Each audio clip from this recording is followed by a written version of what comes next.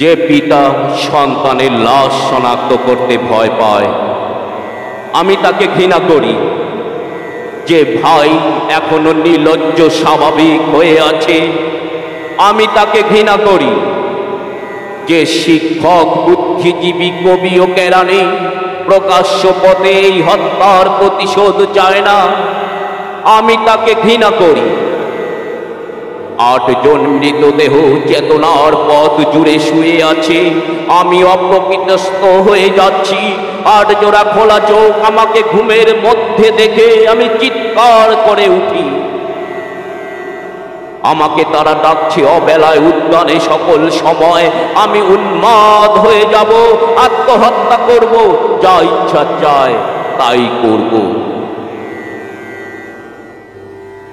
কবিতা এখনই লেখার সময়। ইশতেহারে দেয়ালে স্টেনসিলে নিজের রক্ত অশ্রু হাড় দিয়ে কোলাজ পদ্ধতিতে এখনই কবিতা লেখা যায়।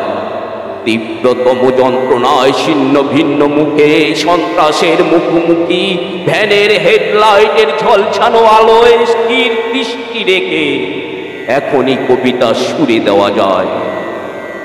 38 ও আরো যা যা আছে হত্যাকারীর কাছে সব অস্বীকার করে এখনই কবিতা পড়া যায়।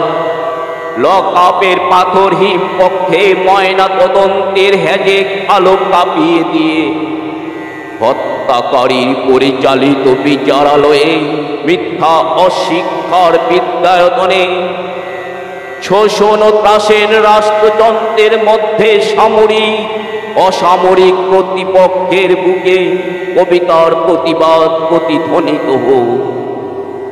বাংলাদেশের কবিরাও লোরকার মতো প্রস্তুত থাকুক।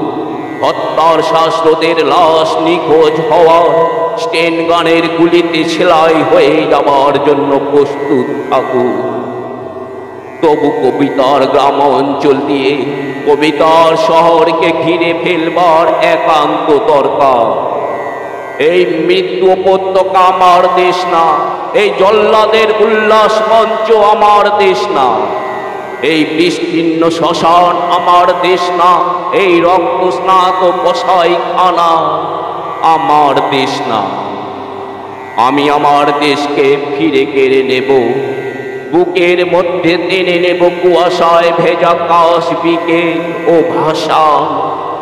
সমস্ত শরীর ঘিরে জোনাকিনা পাহাড়ে পাহাড়ে জুম অগণিত হৃদয় শস্য রূপ কথা ফুল নারী নদী প্রতিটি শহীদের নামে এক একটি তারকার নাম দেব ইচ্ছে মতো। ডেকে নেব টলমলে হাওয়া রৌদ্রের ছায়ায় মাসের চোখের মতো দিঘি।